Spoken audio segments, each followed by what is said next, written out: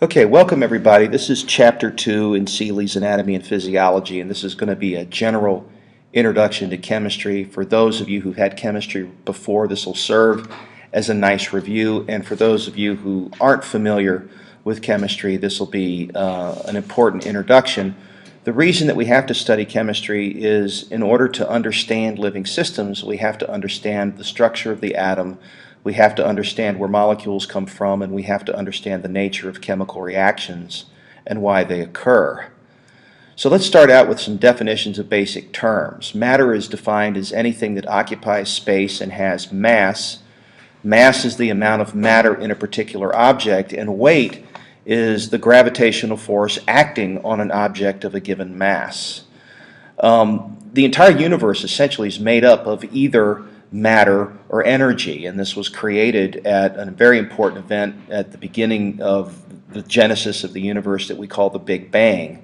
Theoretically, what happened is that all the energy and matter in the entire universe concentrated itself into a single physical space, and then there was a great explosion called the Big Bang, and that expanding explosion is what gives rise to all the energy and matter in the universe.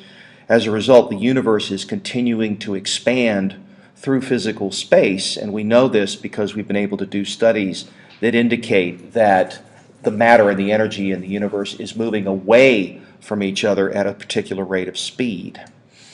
Let's talk a little bit about elements and atoms. An element is the simplest type of matter with unique chemical properties, and it's composed of atoms of only a single type.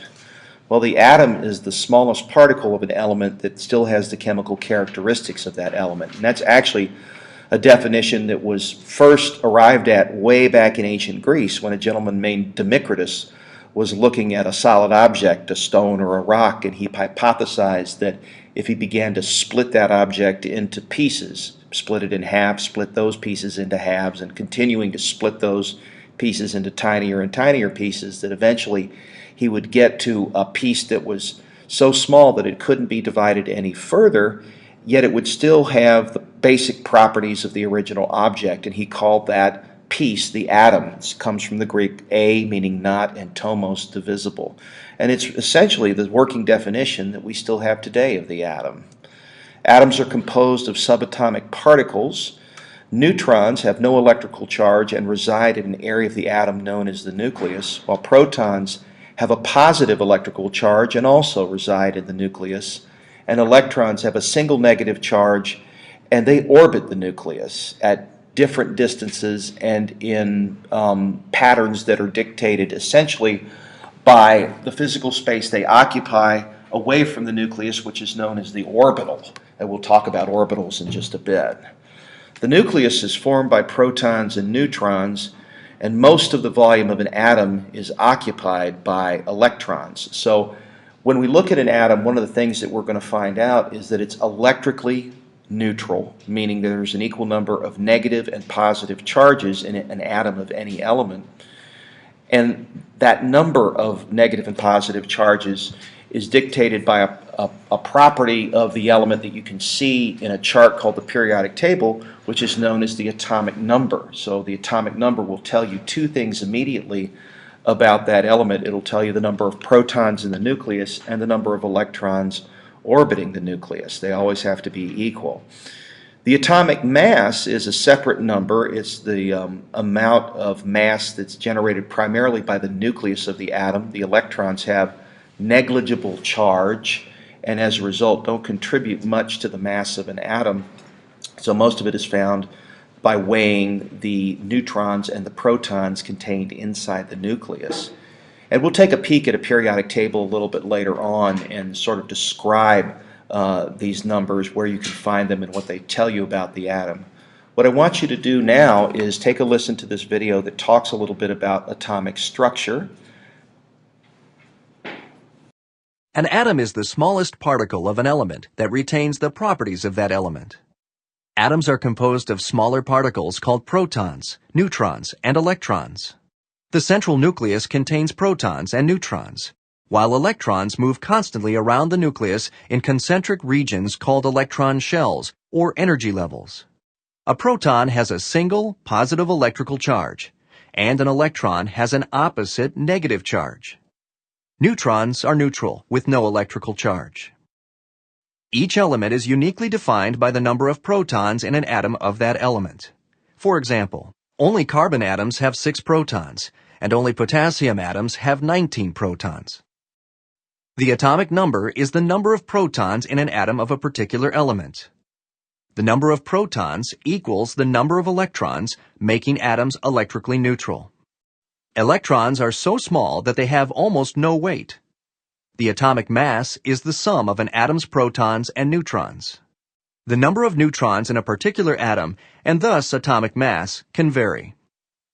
Atoms that have the same atomic number but different atomic weights are called isotopes. Electrons occupy electron shells in fixed numbers. The first shell, closest to the nucleus, holds a maximum of 2 electrons. The second shell holds 8 electrons, and the third shell can hold up to 18 electrons. Subsequent shells can hold higher numbers. The outermost shell, known as the valence shell, holds a maximum of 8 electrons. The electrons in the valence shell determine an atom's chemical bonding properties. Atoms such as helium, whose outermost electron shells are filled, have stable structures and are chemically inactive. Atoms with partially filled valence shells tend to lose, gain, or share electrons to either empty or fill their outer shells, producing a stable number of valence electrons. The number and kind of bonds an atom will form depend on the number of electrons needed to fill the valence shell.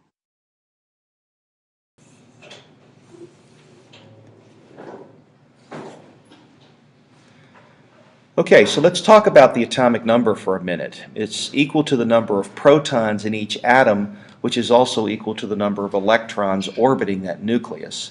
As a result, the atom is electrically neutral. The number of negative charge is always equal to the number of positive charges. The mass number is the number of protons plus the number of neutrons in the nucleus, and it accounts for the majority of the mass of the atom, the electrons being a relatively low mass subatomic particle, and they don't contribute really much to the mass of the atom. However, we should point out that these electrons do orbit the nucleus at an extremely high rate of speed. In fact, they move at the maximum speed any physical object can go, which is the speed of light. Isotopes are 2 or more forms of the same element with the same number of protons and electrons, but different numbers of neutrons. As an example, there are 3 types of hydrogen. They're denoted by using the symbol of the element preceded by the mass number.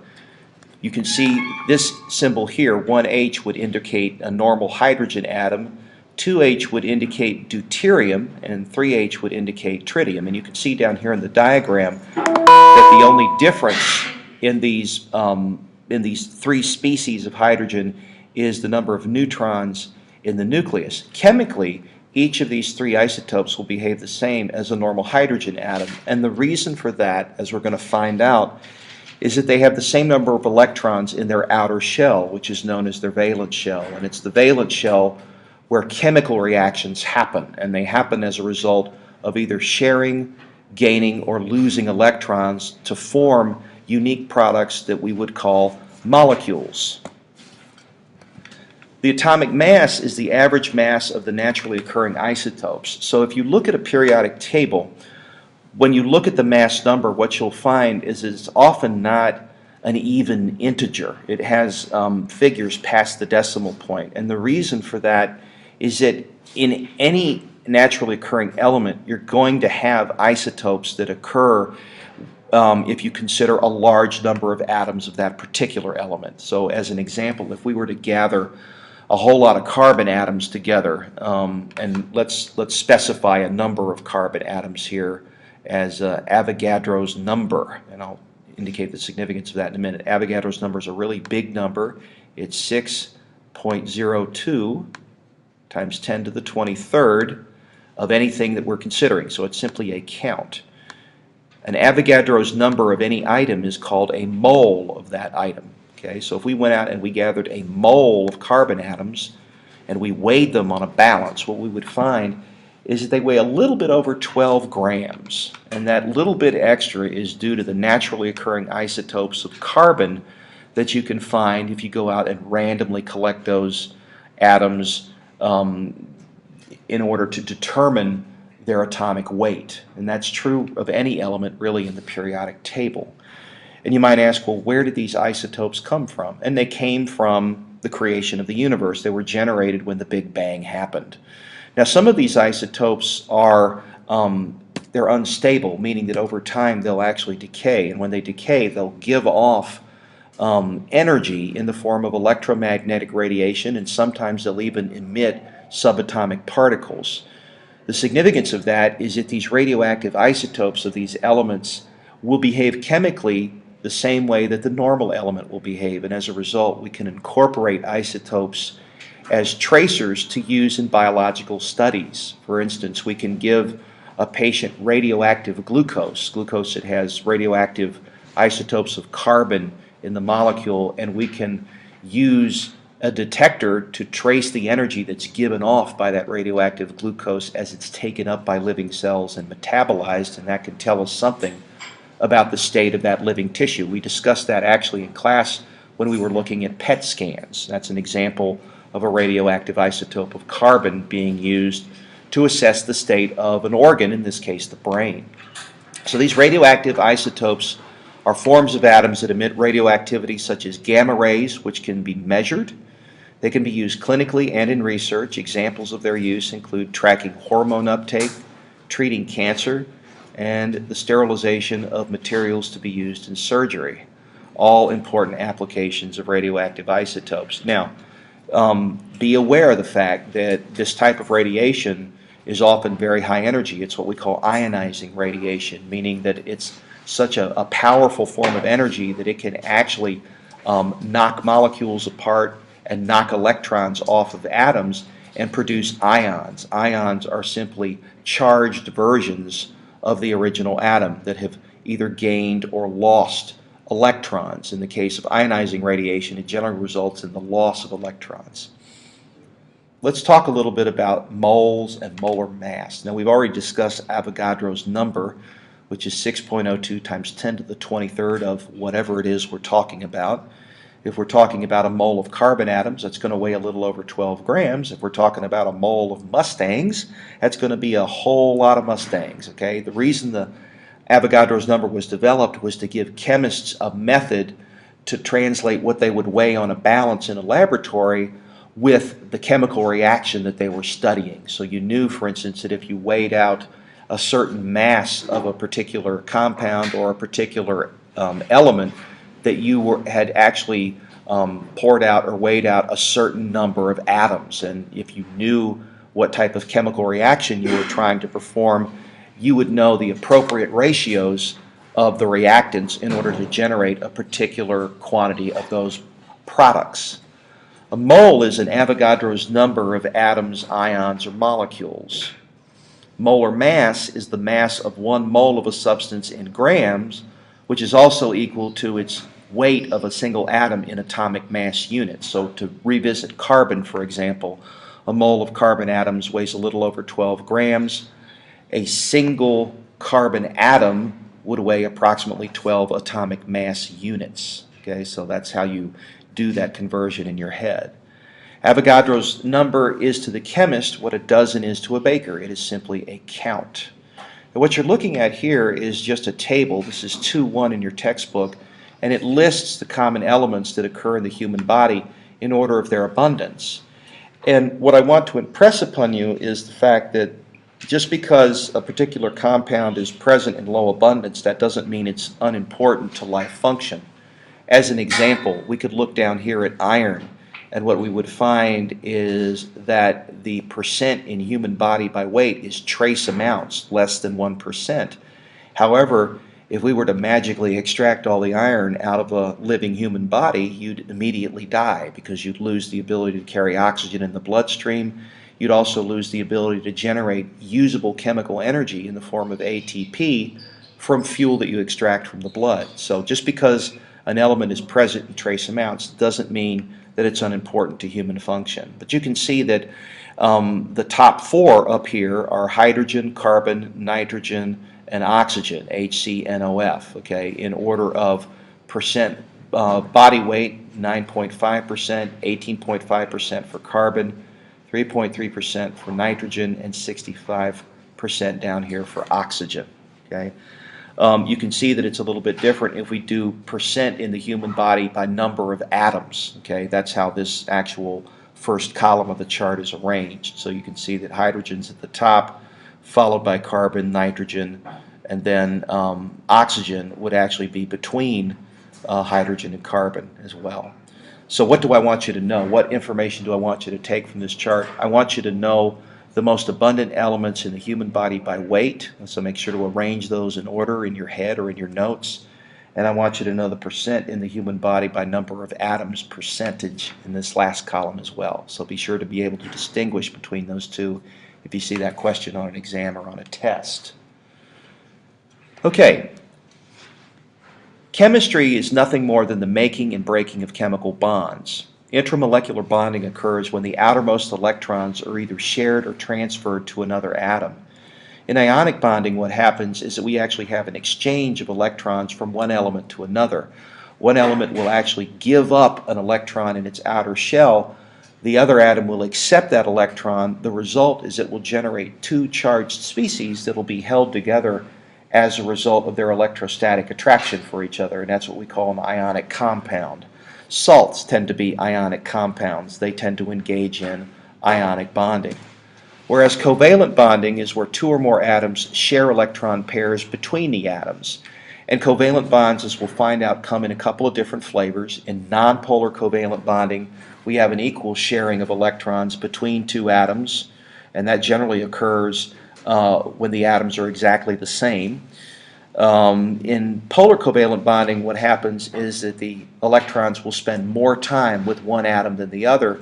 The result of that polar covalent bond is that within the molecule we'll create a region that's going to have a slight negative charge, and we'll create a region that's going to have a slight positive charge. And the significance of that polar bond is that the molecule itself will be polar, and as a result will more easily dissolve in polar solvents or more easily associate with other polar molecules.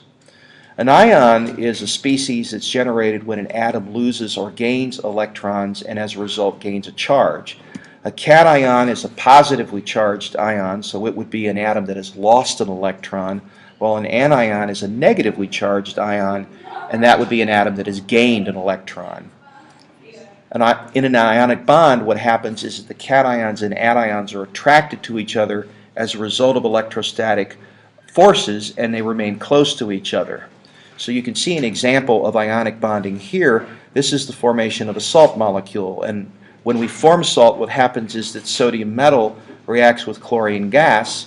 What happens with the sodium is that it will lose an electron from its outer shell, and it will donate that electron to a chlorine atom, which will then fill its outer shell. The resulting anions and cations will be attracted to each other by electrostatic forces, and they'll actually arrange themselves in this cubic crystal. And one of the things that you want to note about this crystal is that when you look at the negatively charged ions, the green balls here, they are surrounded on all sides by the positively charged ions, the cations, and by the same token, the cations are surrounded by all sides by the anions. And the reason for this arrangement is due to two laws that govern the function of the entire universe, and these are the first and second laws of thermodynamics. The first law of thermodynamics states that energy and matter can't be created or destroyed, only converted into each other. There's a very famous equation that expresses that relationship, and it is written E for energy equals mc squared, where m is the mass and c squared is the square of the speed of light. Okay?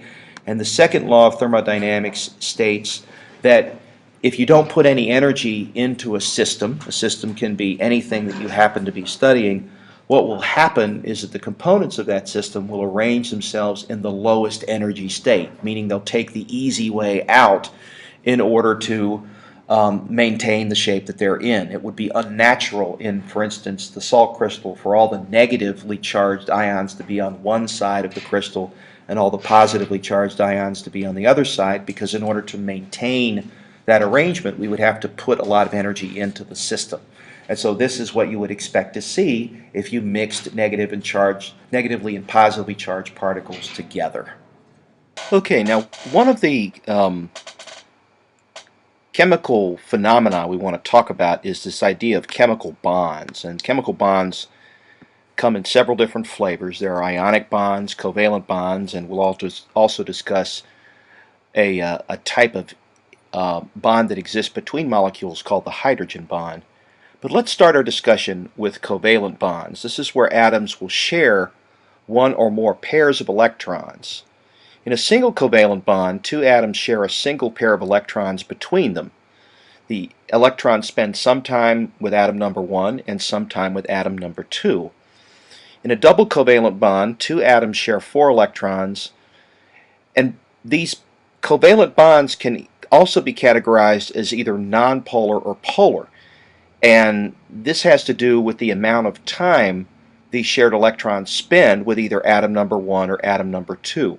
In a nonpolar covalent bond, electrons are shared equally between the two atoms because the nuclei have an equal influence over where the electrons spend their time. Their pull on the electrons is approximately the same.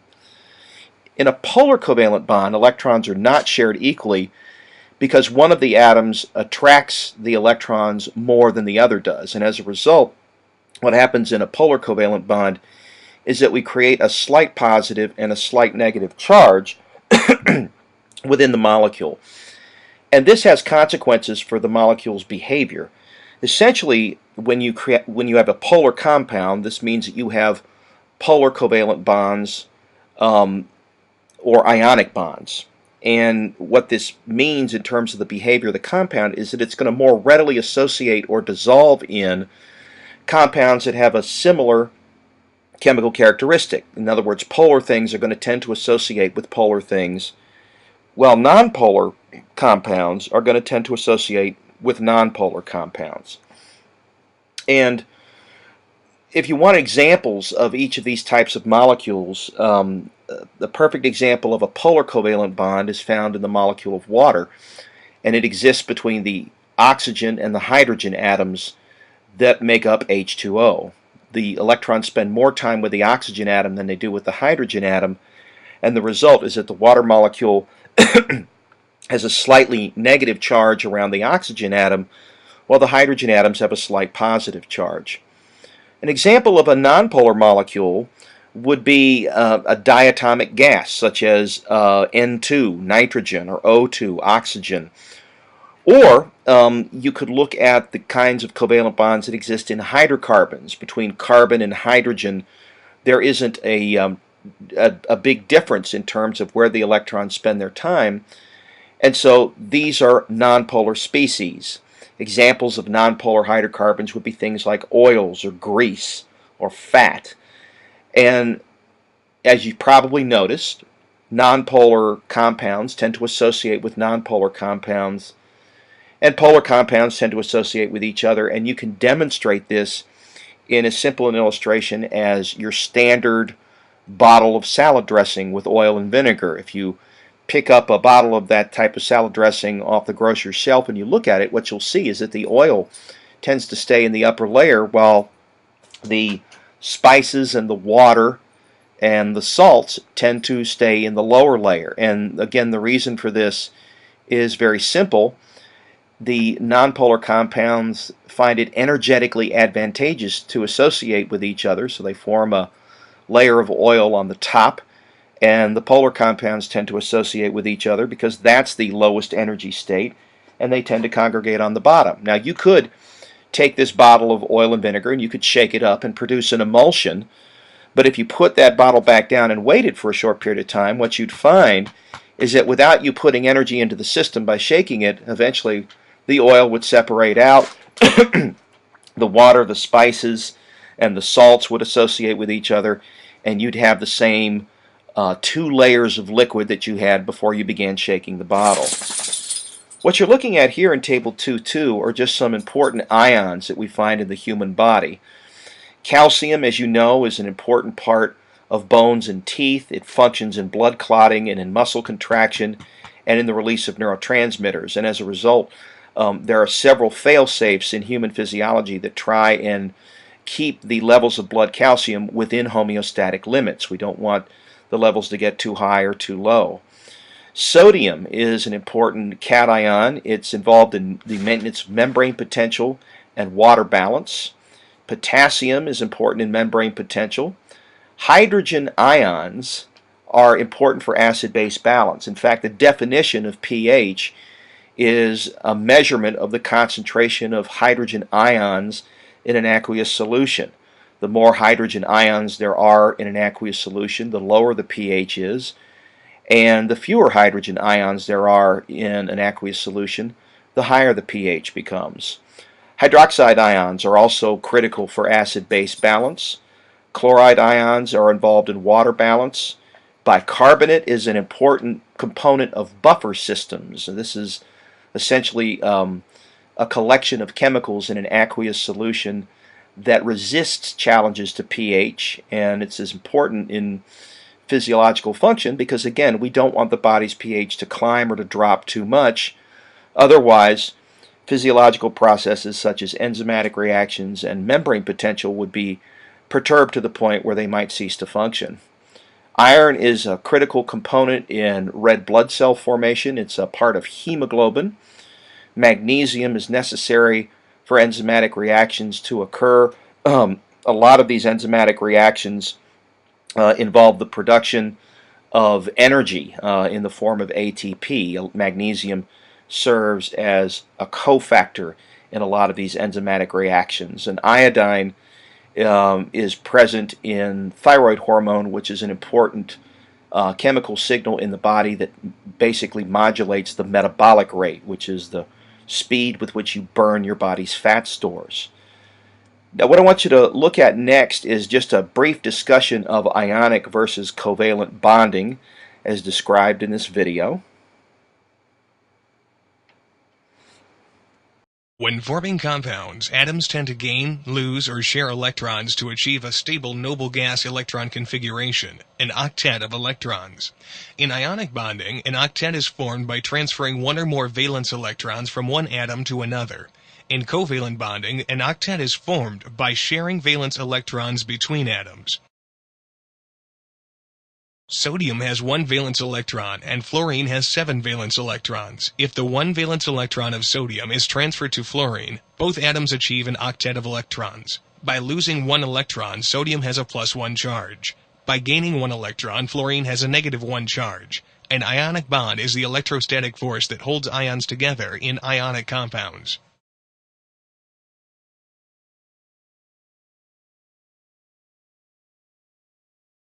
Both fluorine atoms have 7 valence electrons. If one electron from each fluorine atom is shared with the other atom, then both fluorine atoms achieve an octet of electrons. This type of bond is called a nonpolar covalent bond. The sharing of electrons between atoms is exactly equal, and the electron density is symmetrical. The distribution varies according to the colors of the rainbow. The most electron-rich region is shown in red, in this case the region between the two nuclei, and the most electron-poor region is blue. Hydrogen has 1 valence electron and fluorine has 7 valence electrons. If the 1 valence electron of hydrogen is shared with 7 valence electrons in fluorine, fluorine achieves an octet of electrons. Note that hydrogen has only 2 electrons, which is the electron configuration of helium. When bonded to another element, hydrogen will have 2 electrons in its valence shell. In this bond, fluorine has a greater attraction for the electrons in the bond, a greater electronegativity. Because the electrons spend more time near the fluorine atom, the electron density shifts towards fluorine. The most electron-rich region is red, the most electron-poor region is blue. The result is a greater electron density near fluorine, a partial negative charge, and a correspondingly lower electron density near hydrogen, a partial positive charge. This type of bond, where bonding electrons are unequally shared, is called a polar covalent bond. A polar covalent bond can be thought of as an intermediate between a nonpolar covalent bond and an ionic bond. Okay. Let's discuss the difference between molecules and compounds. Now, a molecule is where two or more atoms chemically combine to form an independent unit. An example would be a hydrogen molecule, where two hydrogen atoms share a pair of electrons and they exist as a diatomic species. Compounds are substances composed of two or more different types of atoms that are chemically combined, and a perfect example of a compound is water. Now, all compounds are molecules, but not all molecules are compounds, and you want to be able to understand the difference between the two definitions.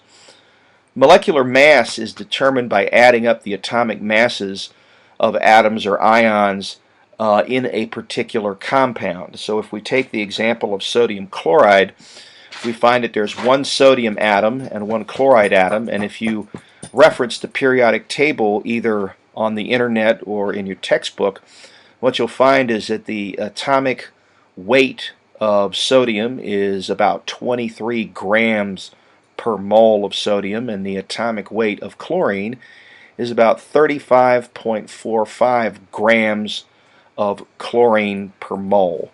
And if we add those two together, what we get is the overall molecular weight. So if we go ahead and do that math, what we end up with is, we'll round up, 23 plus 35 and a half, okay, giving us a molecular weight for sodium chloride of 58 and a half, and that would be grams per mole of sodium chloride. Okay. Intermolecular forces are those that exist between molecules, and they result from weak electrostatic attractions between oppositely charged parts of molecules or between oppositely charged ions in molecules. These tend to be weak forces that produce a relatively mild interaction, but taken en masse, they can have a profound effect on the behavior of the compound in question. An example is the hydrogen bond. These occur when positively charged hydrogen atoms, that is, atoms that possess a partial positive charge in one molecule, are attracted to a partial negative charge in another molecule. And you can see, as an example, in water molecules what happens is that the partially positively charged hydrogens are attracted to the negatively charged oxygens on a separate molecule, and this provides a weak intermolecular reaction between these, and this provides some interesting properties for water. This is what's responsible for its surface tension, and this is also responsible for the decrease in the density of water as it freezes. As water moves from a liquid to a solid form, one of the things that has to happen in order to maintain the lowest energy arrangement of the water molecules is that the partial negatives have to get near the partial positives and vice versa. And what this does is creates empty space between the molecules. That empty space, which is evident in solid ice, means that the density of ice is less than liquid water. This is why ice floats in liquid water. In liquid water, we have enough molecular motion that we can have less space between the molecules due to the fact that they have enough kinetic energy to slide past each other. And that's the property really of any liquid, which is the ability of these molecules to move. That's why a liquid tends to form to the shape of the container in which it finds itself. Hydrogen bonds play an important role in determining the shape of complex molecules as well. It's a driving force that maintains the shape of the genetic material, DNA, and also of proteins. And if we look here at a chart that compares the different types of bonds, this is table 2.4 in your book, what you get is a description of the bond and an example in the right-hand column. Star this and make sure that you understand this material, know it, because it's going to show up on the PRS quizzes and also on the exams in class. Okay, so make sure that you commit these to memory. Now let's talk a little bit about solubility and dissociation. Solubility is the ability of one substance to dissolve another.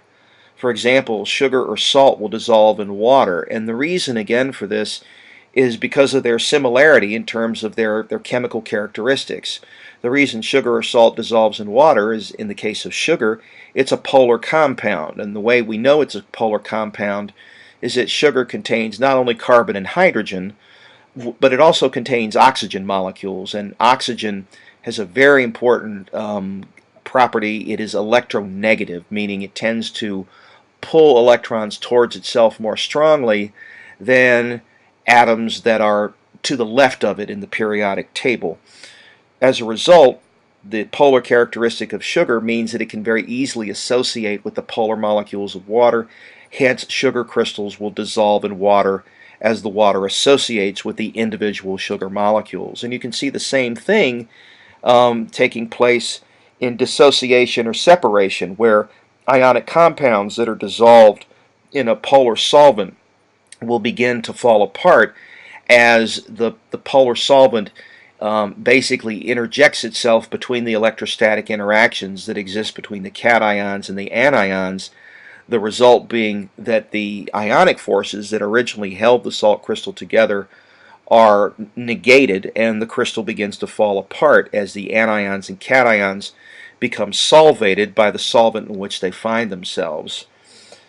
An electrolyte is the dissociation of an ionic compound in water, and this is important in living systems because electrolytes, as we're going to find out when we move into muscle contraction and as also we talk about the nervous system, are responsible for the propagation of electrical signals in the body. And in order for that to happen in living systems, these ions have to have the ability to move, and that's what the electrolytes provide, and that's the service that they render for living systems, is the ability to send and receive electrical signals in cells that have a very important characteristic termed excitability. So here you can see a quick discussion of dissociation and separation.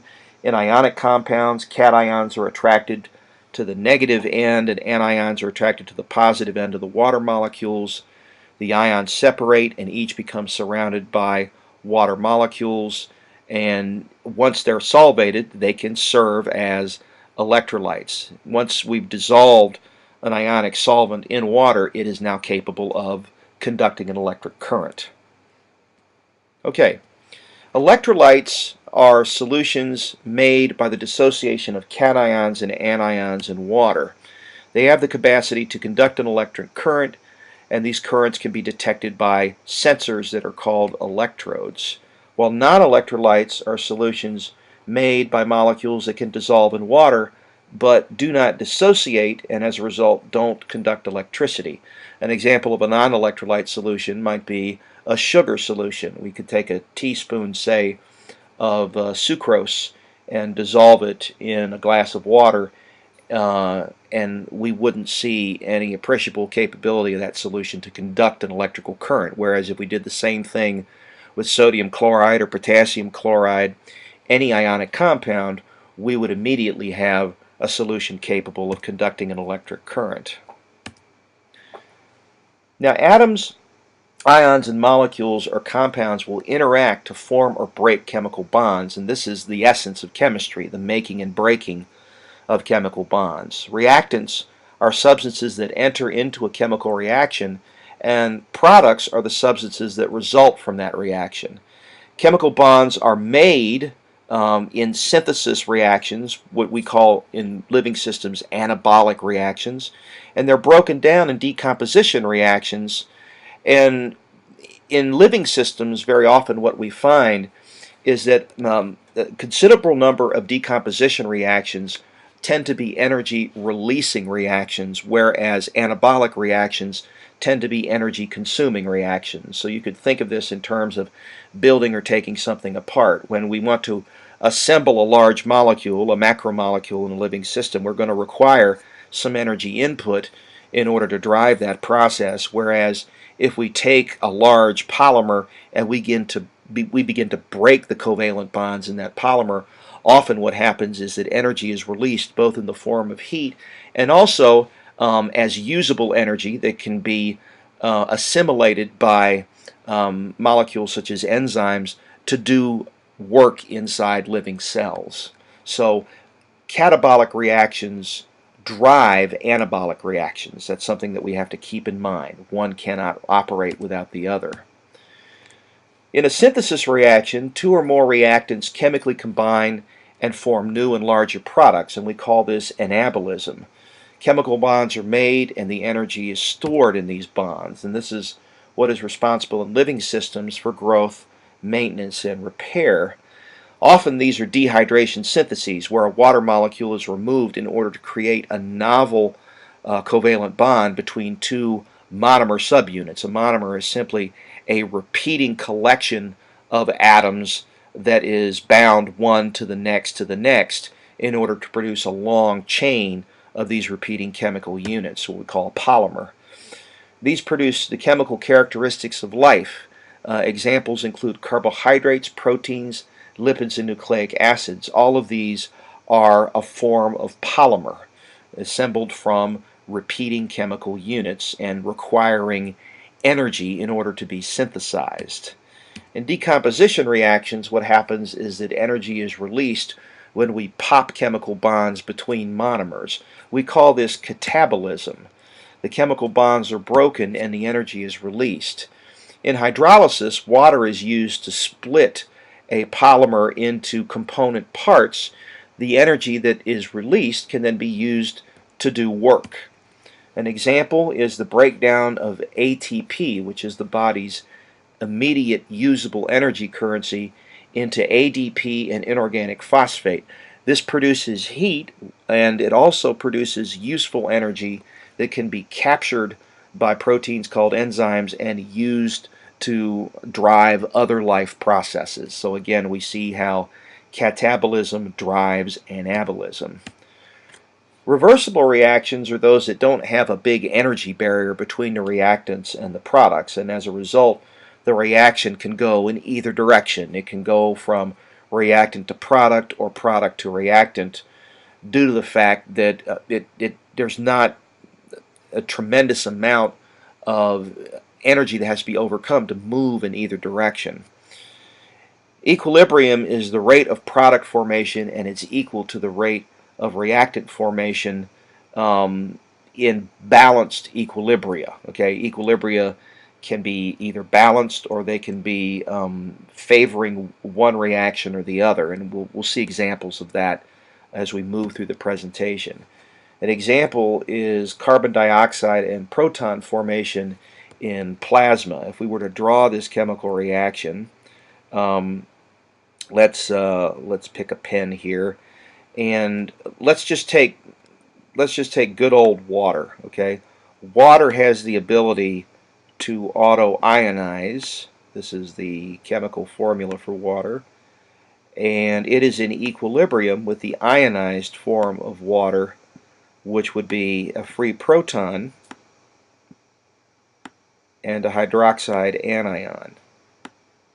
But this isn't a balanced equilibrium. Okay, the ratio of these ionic species to the water favors very much the reactant. Okay, so much so that this event that I'm describing here only happens in 1 times 10 to the minus 7th molecules per mole of water. Okay, so this is why if we were to have a glass of water at equilibrium, we could measure the pH, okay, and we would find that the pH is equal to 7, okay, and that's the same thing as saying that the concentration of protons in this glass of water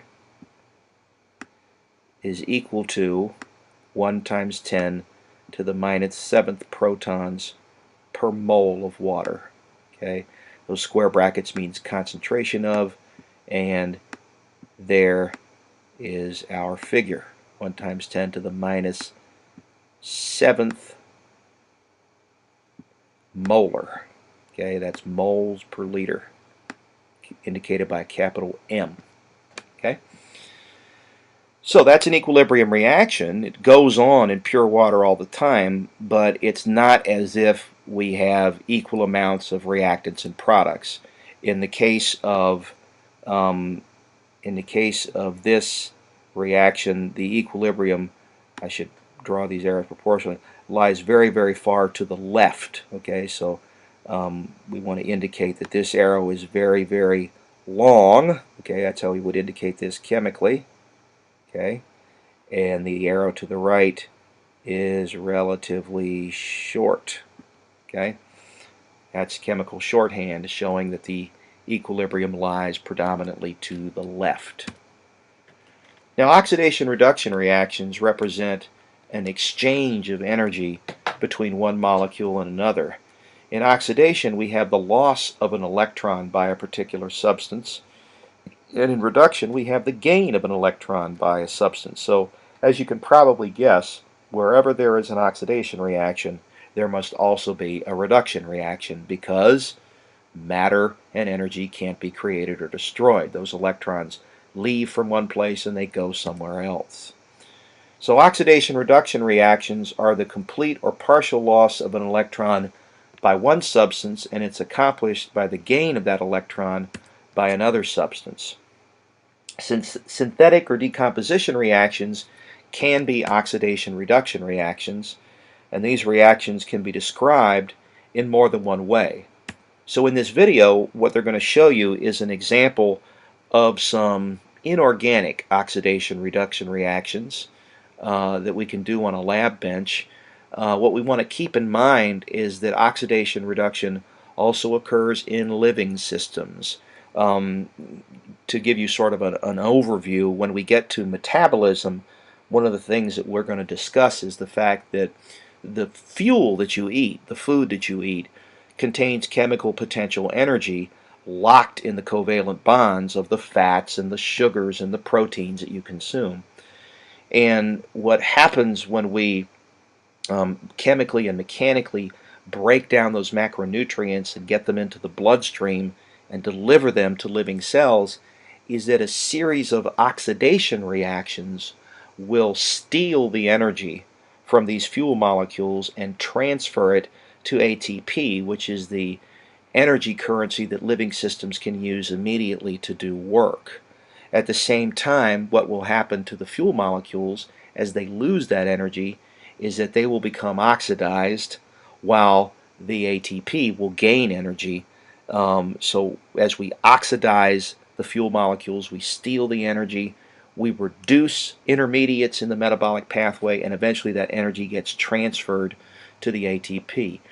The completely oxidized endpoint of organic molecules that you eat is carbon dioxide, and the other oxidized product that comes out of that, the other metabolic end product that comes out of that is water. Okay, so in metabolism what happens is that we end up actually reducing oxygen to water and oxidizing carbon all the way to carbon dioxide. And along the way, that energy is used to generate ATP that drives life processes. So take a listen to oxidation reduction reactions in this brief video.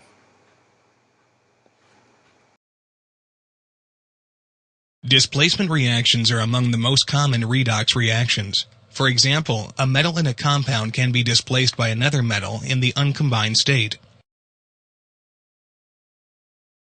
When metallic zinc is added to a solution containing copper-2 sulfate, it displaces copper-2 plus ions from the solution.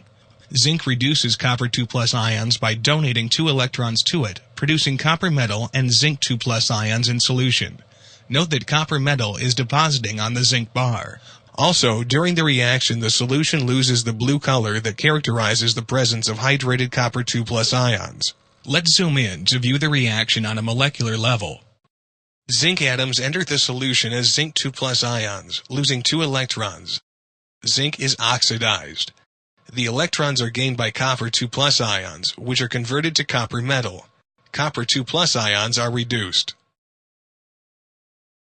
Similarly, metallic copper displaces silver ions from a solution containing silver nitrate, AgNO3.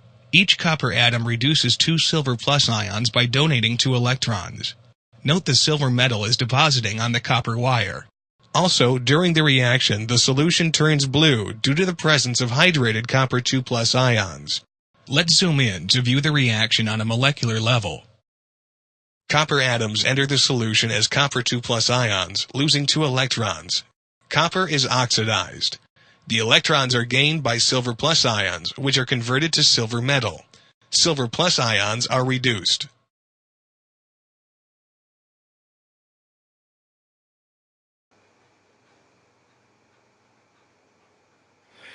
Okay, energy is defined as the capacity to do work, and energy comes in many forms, and each of these forms of energy can be converted into other forms, and every time that happens, a little bit of useful energy is lost as heat, and what that does is that causes the entire universe to become more and more random or disorganized.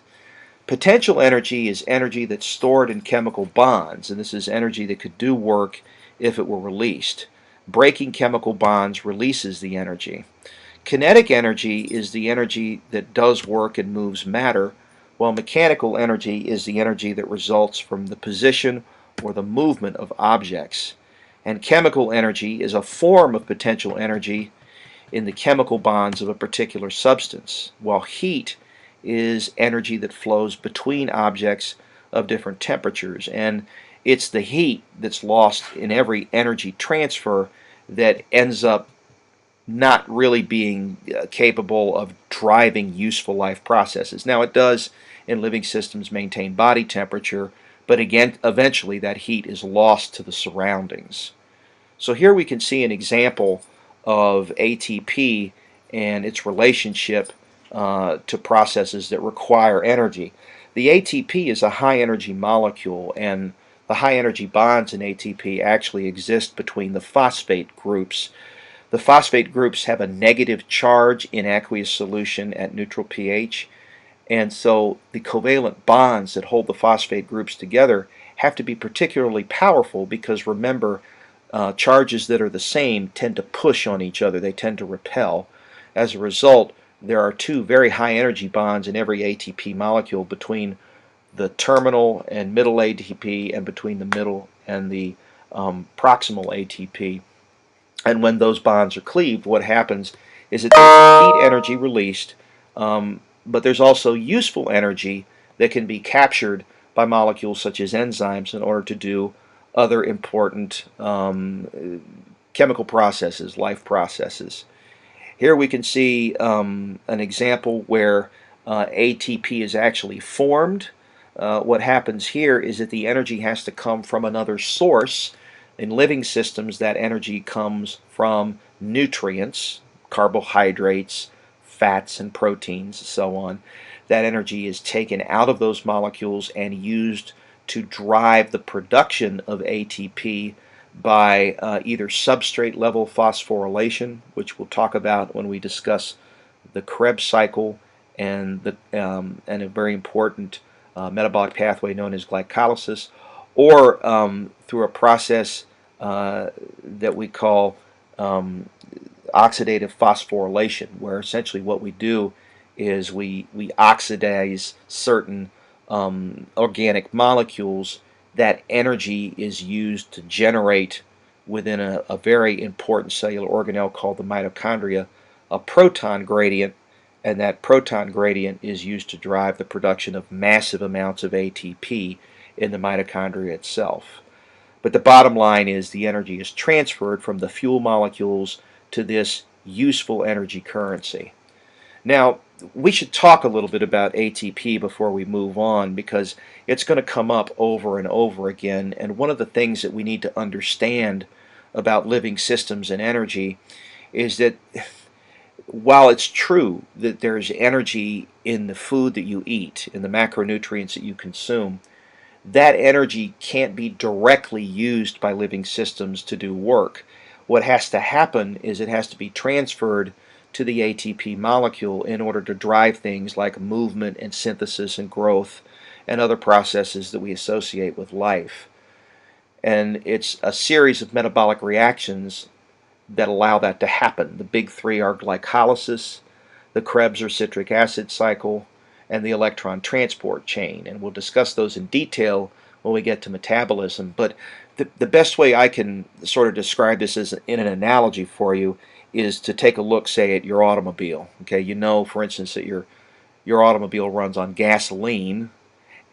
Where does the gasoline come from? The gasoline comes from crude oil. Okay, the way that the gasoline works in your automobile is that when you fill the gas tank up with gasoline, eventually what happens is a mixture of gasoline vapor and oxygen is introduced into a chamber near a device called a spark plug. The spark plug will then generate a tiny spark, and that'll produce an explosion when the gasoline is mixed with oxygen and heat, and that produces energy in the form of light and pressure and sound. What that does inside the engine block is that it makes pistons move up and down over and over again. Those pistons will turn a series of shafts which will eventually turn the wheels of your car, and that's how your car will go from place to place. So that's a perfect example of conversion of chemical potential energy, which is in the chemical bonds of the gasoline, to kinetic energy, which is the energy of movement of the car. And in between, what happens is that the energy in the gasoline is converted into pressure and light and heat, and that energy is used to generate kinetic energy, which is what turns the wheels of the car. And at every step, a little bit of heat is lost. Now, if we wanted to bypass putting the gasoline into the gas tank, and we tried to put crude oil directly into your gas tank, which is where gasoline comes from, the engine wouldn't understand it. It's not set up to generate kinetic energy from crude oil. The machinery is all wrong. And so in order to turn the chemical potential energy in crude oil into a form that's understood by your automobile's engine, what we have to do is we have to take the long hydrocarbon molecules of crude oil, which is a thick, black, greasy liquid, and we have to break those molecules into tinier pieces in a process known as cracking. And the active component of gasoline that comes from this cracking is an 8-carbon molecule called isooctane, and that's what it is in gasoline that the engine can understand in order to produce kinetic energy to turn the wheels of your car. And so think about that as an analogy when we talk about living systems and how we have to take the chemical potential energy out of the fuel that we eat in our food and transfer it to ATP in order to do useful work. We have to turn it into a form that living systems can understand. Now, heat is released when a chemical bond is broken. Only some of that energy that is released when a chemical bond is broken is used to generate ATP. The energy that is released but not captured will eventually flow out as heat, and it'll be distributed throughout the entirety of the universe eventually. It's used by mammals to maintain body temperature, but eventually that heat energy is lost again to the surroundings. And that randomization that's produced by the production of heat, which occurs with every energy change, is what causes the universe itself to become more disorganized. A chemist would say that the entropy is maximized when this happens. And so this is why if you don't put energy into a system, the system will tend to arrange itself in the lowest energy state, and that tends to be the most random state, or the state that requires the least energy to maintain. Now, we've talked a little bit about chemical reactions. What we have to think about now is what sort of factors govern the speed of chemical reactions. And if you imagine the classroom as filled with reactant molecules, okay, which can only form a product if they bump into each other in the right orientation and with the right amount of force, you can imagine how it is that temperature can change the rate of a chemical reaction. If we increase the temperature of a reaction vessel, imagine your room filled with reacting molecules, what will happen is that more molecular movement will occur. That will result in more collisions, and those increased numbers of collisions will increase the rate at which we make the product. So the molecules move faster, they collide harder and more frequently, and the amount of product that you produce goes up per unit time. The concentration of reactants also plays an important role. If you imagine the room being filled with ever more reacting molecules, then you can see that even at a particular temperature, the rate of product production is going to go up, because you're going to have simply more collisions due to the fact that you've got more reactants that can bump into each other and make and break chemical bonds. So as the concentration of the reactants increases, the rate increases. A decrease in oxygen in cells can cause death as the rate of aerobic chemical reactions decreases. And the reason for this is that if we don't have oxygen around, what happens is that we can't run the last two legs of metabolism, which are the electron transport chain and the Krebs cycle. Eventually what will happen is that we'll build up products, intermediates, that will eventually result in the cessation of enzymatic reactions, because we can't make what we would think of as the final product, the final product that oxygen contributes to in metabolism is the production of water. And so if we don't have the water, we can't oxidize the high energy organic molecules in the matrix of the mitochondria, and eventually what happens is we can't generate enough ATP to drive life processes, because it turns out that the vast majority of ATP that's produced in living systems comes in these last two legs of metabolism that occur in the mitochondria of the cells. Catalysts are substances that increase the rate of chemical reaction without being permanently changed or depleted. You could think of them as intermediaries. What they do is they introduce themselves into the chemical reaction. They will then bind to the reactants, and they will force them to collide in just the right orientation and with just the proper amount of force to produce the product efficiently without having to increase the concentration of the reactants or significantly change the temperature at which the chemical reaction occurs. So these are proteinaceous catalysts that carry this out. The activation energy is the minimum energy reactants have to have in order to start a chemical reaction. And what you're looking at here is the effect that catalysts have on chemical reactions. You can see here the absolute chemical potential energy of the reactants and the absolute chemical potential energy of the products. And what you have with this big bump here is what we call a free energy activation barrier. Okay, we have to give the reaction a little boost at the outset in order for the collisions to occur with enough frequency and with enough force in order to begin generating the product that we need.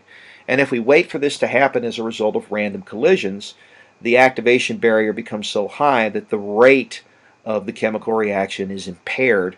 Whereas if we introduce an enzyme, what will happen is that we don't have to worry so much about the concentration of the reactants or the force with which they collide, because what happens is that the catalyst will ensure that the collisions happen frequently and they happen with just enough force to generate the product that we need. When the enzyme facilitates the first chemical reaction, it will then release the product that it generates and will go on to the next set of reactants and facilitate that chemical reaction. The result is that the speed of the chemical reaction is enhanced without, again, having to change significantly the concentration of the reactants or the temperature of the reaction. So this was a huge step forward in the generation of life on this planet, was the eventual evolution of these proteinaceous catalysts known as enzymes.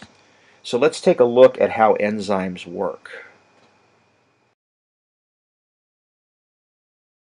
Enzymes are proteins that speed up chemical reactions in the cell. A special region on the enzyme, called the active site, has a shape that fits with specific substrate molecules. An enzyme works by binding to one or more specific molecules called reactants or substrates. Binding occurs at the active site. The enzyme and substrates form an enzyme-substrate complex.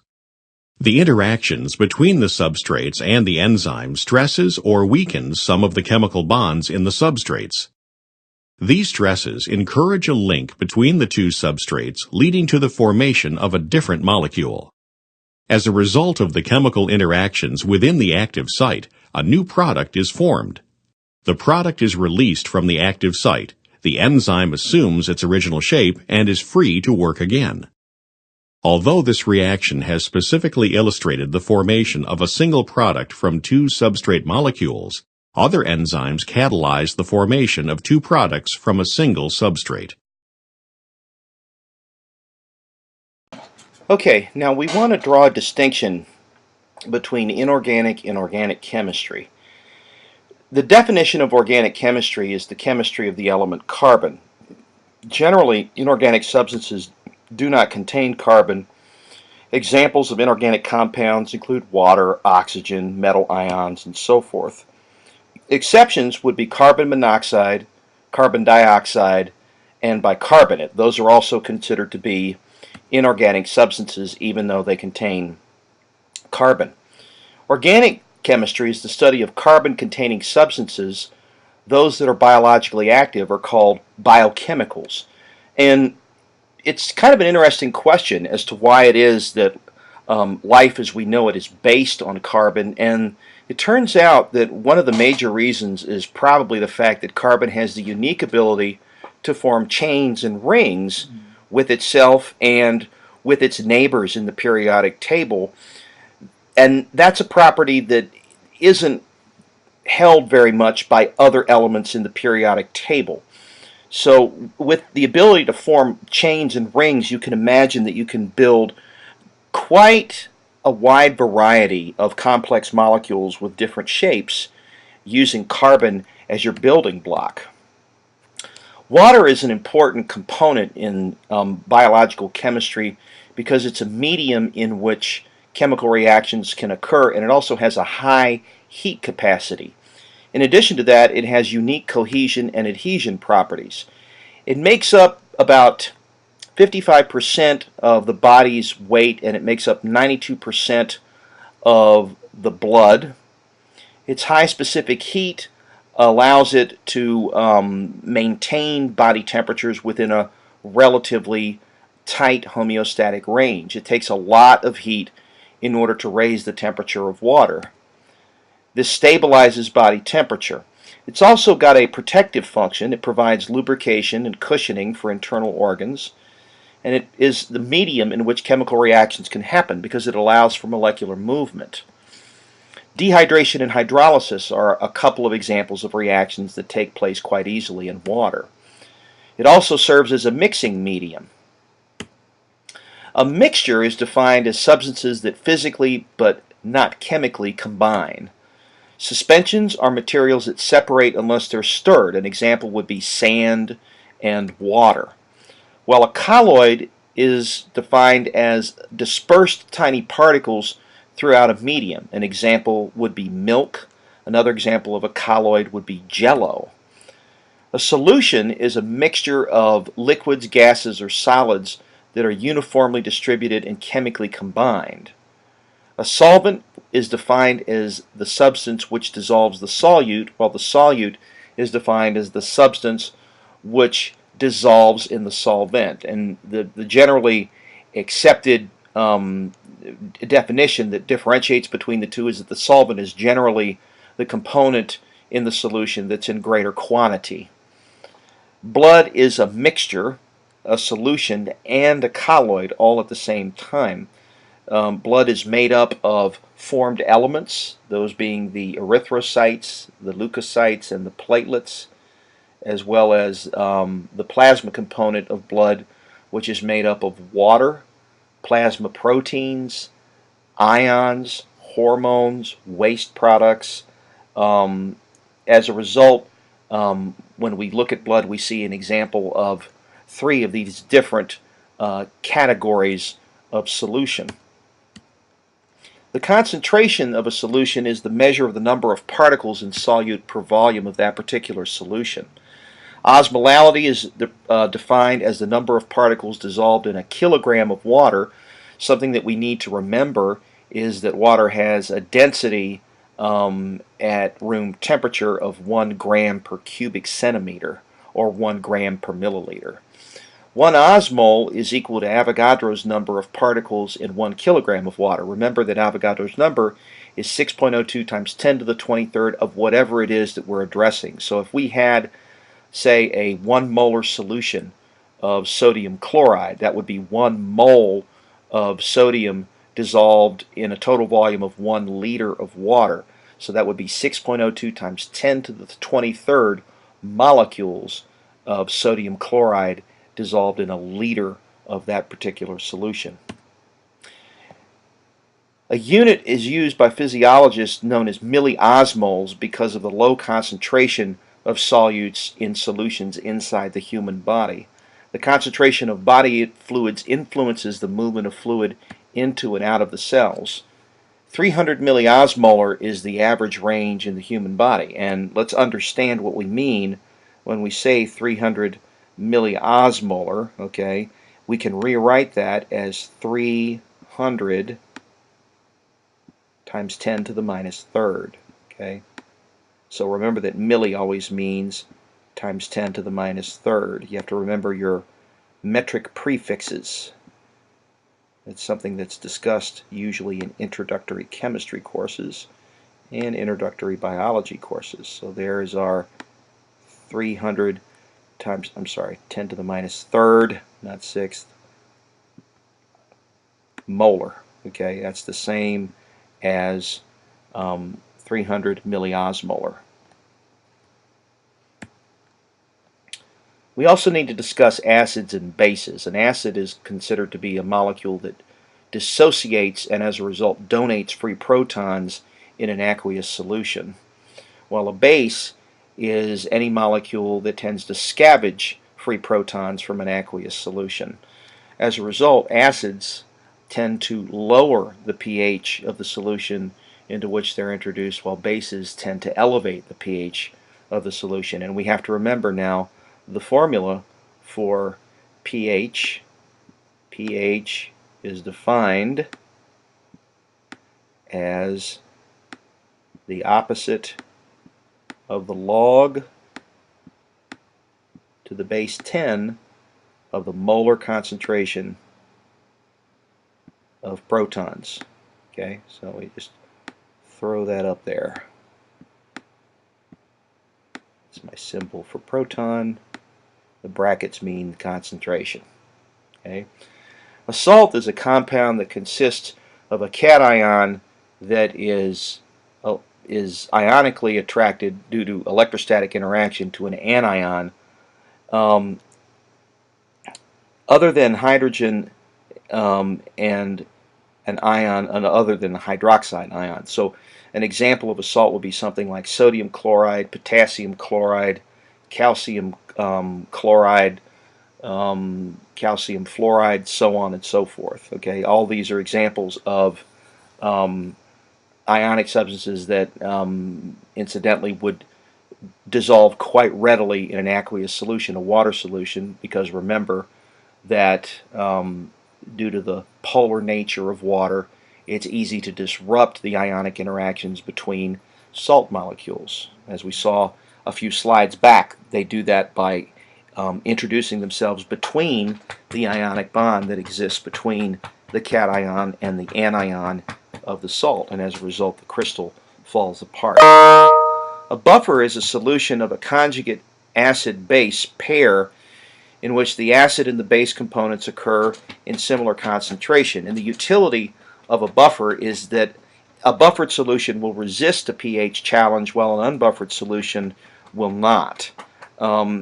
As an example, okay, we can imagine a very common buffer solution in physiological systems, which is the bicarbonate carbonic acid buffer system, where you have a solution that contains both carbonic acid, which chemical formula is H2CO3, okay, and bicarbonate anion, which is chemically written HCO3 minus.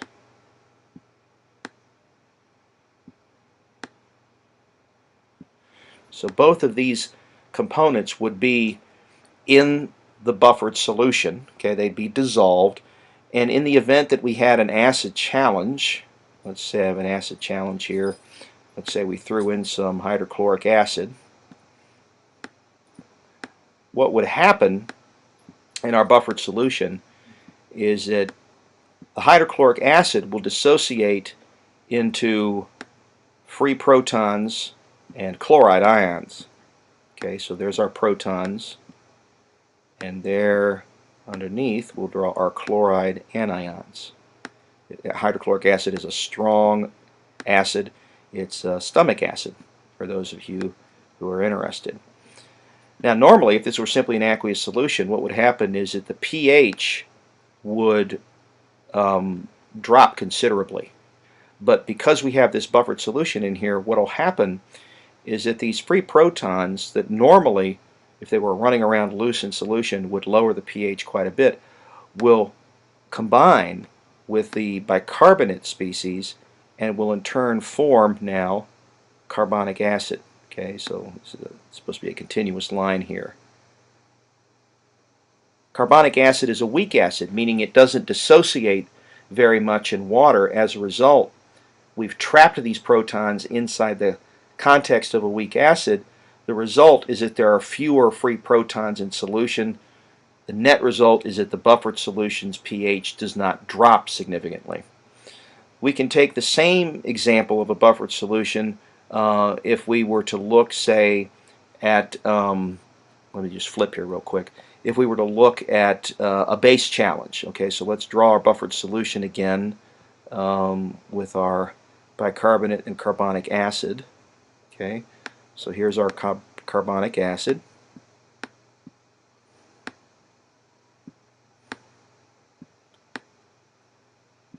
And here's our bicarbonate.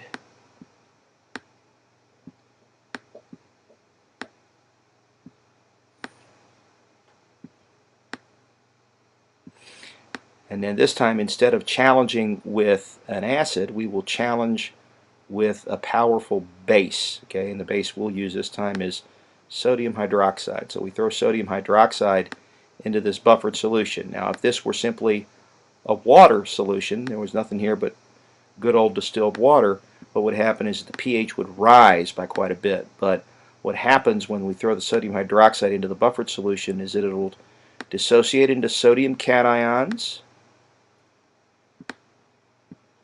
and hydroxide anions,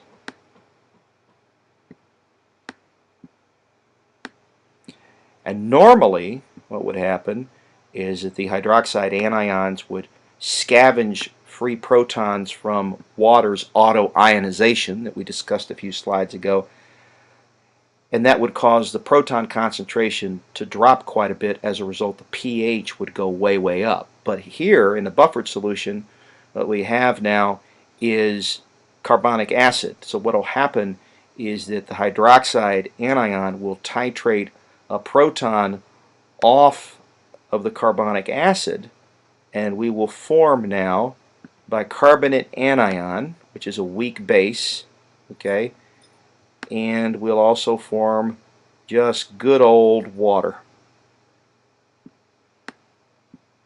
And of course, water is neither a strong acid or base. The net result now, that's a water molecule there, I know it's a little tough to see, is that we have resisted the pH challenge. Okay, so that's the utility of chemical buffers in living systems, is that they resist these pH challenges. And again, the reason that we need to keep pH within homeostatic limits is because if the pH gets too high or gets too low, you'll mess up membrane potential, okay, which is the separation of charge across cell membranes that the cell uses to do work. In addition to that, you can cause proteins to denature, and as a result, the chemical reactions they catalyze might stop, structural proteins might break down, and it would be a disaster for the living system. The pH scale refers to the hydrogen ion concentration in a solution. A neutral solution is defined as a pH of 7 or equal hydrogen and hydroxide ion concentrations in that solution. And this is what we see in distilled water. An acidic solution has a greater concentration of hydrogen ions. As a result, pH goes down. While in an alkaline solution, we have a reduced concentration of hydrogen ions, and so the pH goes up. Okay, so the basic range is anything greater than 7, okay, and the acidic range is anything less than 7. Okay, so we can draw a little circle around our ranges. Let's circle the acidic range with the red circle. Okay, acidic, as you can see here, increasing acidity, and then we'll circle the basic range in blue. Okay, here we go. There's the basic range. All right. Physiological pH is a little bit basic. It's around 7.4. We've discussed buffers already. They regulate pH. Some important biological buffer systems include bicarbonate, phosphates, proteins, and of course the urinary and the respiratory system, which have mechanisms designed to control pH through altering their rate of function. Okay. As an example of the chemical buffer system, let's take a look here. This is simply a replay of what we drew earlier, showing you how when you add an acidic solution to a beaker full of water, in this case, what happens is you increase the proton concentration in that solution, and so the pH will drop. Okay, but with a buffer solution, what happens again is that the buffer sequesters the protons in the context of a weak acid. The result is that the weak acid doesn't ionize to any great extent.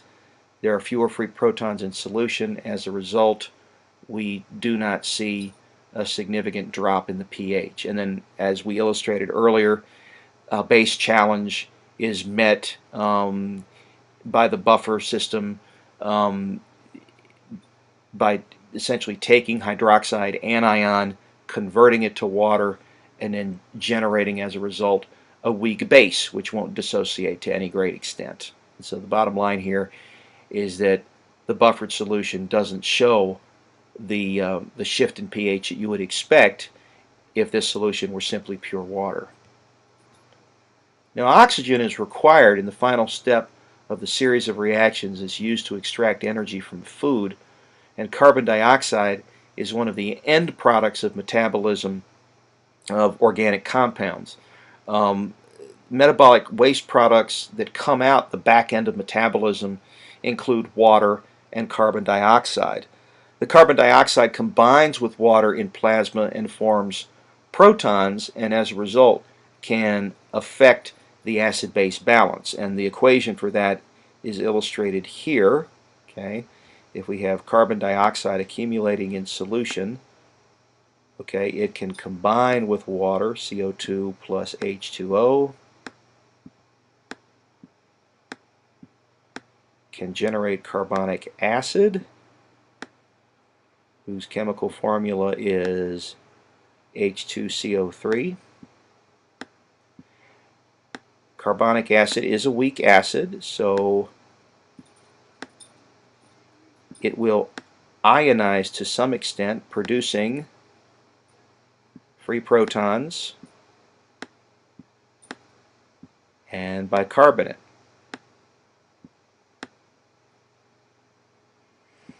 Here's the bicarbonate up here, HCO3 minus. Now, one of the things that we have to understand is that this is an equilibrium, okay?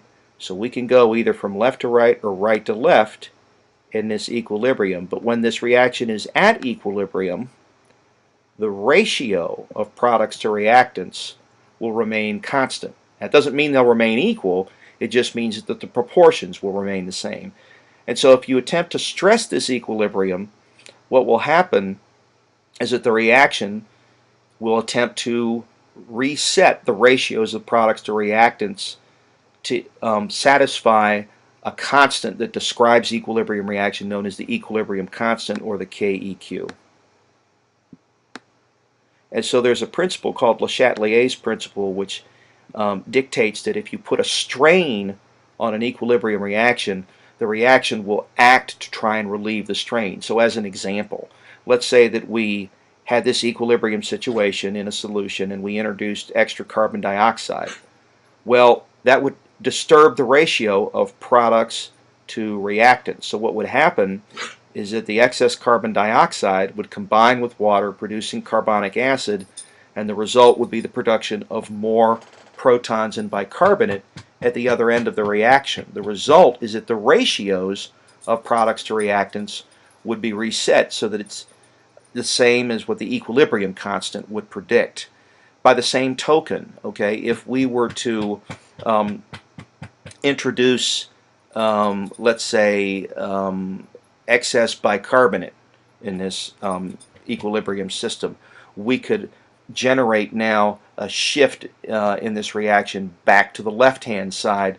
The result would be we would produce more water and carbon dioxide. The ratios would reset back to where they are supposed to be before we perturbed the equilibrium, and the result now would be that the reaction would remain in this stable state until the next challenge. So how does the body take advantage of this equilibrium in order to maintain pH? Well, we already have stated that when carbon dioxide builds up inside body fluids or blood plasma, it's going to produce carbonic acid, which will produce protons, which will cause the pH to drop. Now, we can't let the pH drop too much because that's going to play havoc with membrane potential, and that's going to disturb enzyme activity. So what will happen is that the respiratory system will step in as one method of trying to restore body pH, and what will happen is that the heart rate and the respiratory rate will go up. The result of this is that more carbon dioxide will be blown off as you exhale air out of the lungs. The equilibrium reaction, in an effort to try and fill the void that's being created by the carbon dioxide being removed, will then consume protons, form carbonic acid, which in turn will dissociate and form carbon dioxide and water to try and fill now the void that's being left by the increased respiratory rate. The result is that the pH will begin to rise back towards physiological levels and everything will be fine. By the same token, if the body's pH were to begin to rise too much, what would happen is that we would want to generate a higher proton concentration inside the blood and in the tissue fluid, so we would slow down the heart rate and the respiratory rate. The carbon dioxide would accumulate in the blood and in the tissue fluid. That would form more carbonic acid. That in turn would dissociate and form more protons and bicarbonate. Okay, so that's how the respiratory system takes advantage of this bicarbonate carbonic acid equilibrium to try and maintain body pH. And we'll get more into that in A&P2 when we talk about the respiratory system. We should also mention that the urinary system has a major role in trying to maintain body pH, and it does that by excreting or retaining protons in the urine. Okay, so it can either cause more protons to be excreted in the urine.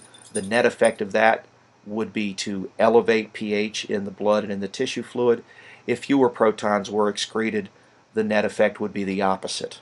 Okay, so go through this material, study it, complete your notes, and our PRS quiz the next time we have class will address the material that's been covered in this podcast, and we'll also have some questions that come from the last half of Chapter 1, where we talked about body planes and body cavities and directions relative to anatomical position. Some of that stuff, for instance, that we did in class the last time we were together. Okay, so I will see everybody next class. Make sure and study this material.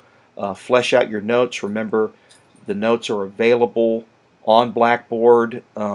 Make sure and download them to your machine. And then as you listen to this podcast, go ahead and complete the material.